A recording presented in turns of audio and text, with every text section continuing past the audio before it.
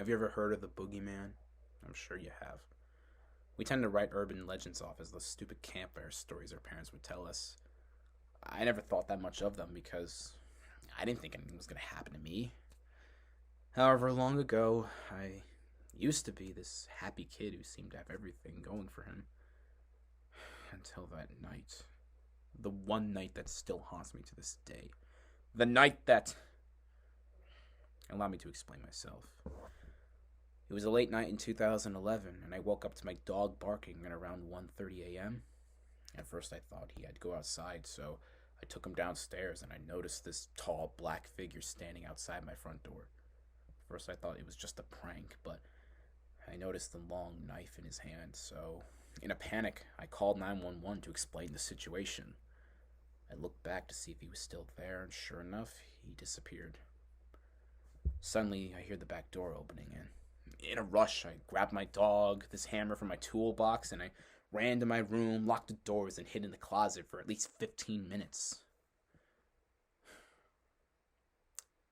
Eventually, I felt this heavy breathing behind my neck, and he was in the closet. I never felt so scared in my life. He proceeded to choke me. Really hard, though, and my dog, he tried to attack, but the guy was so strong he threw him aside, and I tried to escape, but he was so strong, I literally felt my soul exiting my body. Finally, I got the strength to just whack him in the head with the hammer, and I ran off to my neighbor's house. Eventually, my dad came home with the cops, and I ran into his arms crying hysterically. I explained everything to the police, and I took them to my room, and sure enough, the guy was gone. He left behind his knife, though. A few months later, I was watching TV one day, and I saw this news report about an accused child murderer who was arrested. When they showed his mugshot, I knew who it was.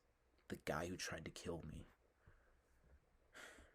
He was sentenced to life in prison without the possibility of parole, and while it may seem that everything ended just fine, that still doesn't excuse the fact that I'm still haunted by that man. Now, I'm lucky to be alive.